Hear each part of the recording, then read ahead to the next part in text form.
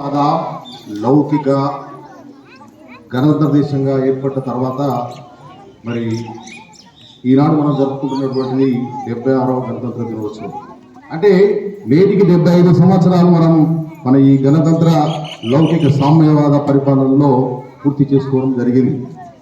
మరి ఈ 75 సంవత్సరాల కాలంలో మన దేశం మరి సామాజికంగా, ఆర్థికంగా, రాజకీయంగా, మౌలిక వసతుల పరంగా అభివృద్ధిని చూసినట్టయితే అది మనం ఊహాతీతం.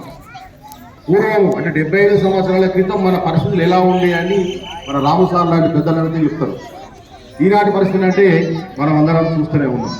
ఇక టెక్నాలజీ విషయానికి వస్తేనైతే అసలు మనం ఊహాతీతమైనటువంటి పరిస్థితులను చూస్తూ ఉన్నాం. ఊహాతీతమైనటువంటి అభివృద్ధిని, ఊహాతీతమైనటువంటి టెక్నాలజీని చూస్తున్నాం. ఈ మధ్యనే ఆర్టిఫిషియల్ ఇంటెలిజెన్స్ అంటే అదొక టెక్నాలజీ. దాంతోనైతే అసలు మనం కళలో కూడా ఊహించినటువంటివి జరుగుతూ ఉంది.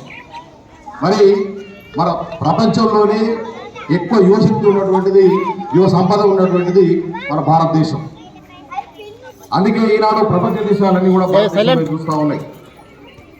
మన దగ్గర కావాల్సినటువంటి యువ సంపద ఉంది.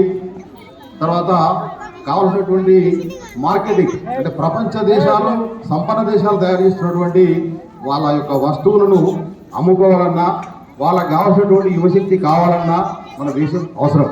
అందుకే మరి 1947 కంటే ముందు మనము పరాయి పాలనలో ఉన్నటువంటి మన దేశం ఈనాడు ప్రపంచంలోనే నాయకత్వం వహించేటువంటి దిశగా ఎదుగుతూ ఉంది. మరి అదేవిధంగా మరి ఇంతకుముందు బిగిల్ల మోహన్ గారు చెప్పినట్టు వీటన్నిటికి కారణం యువకులే.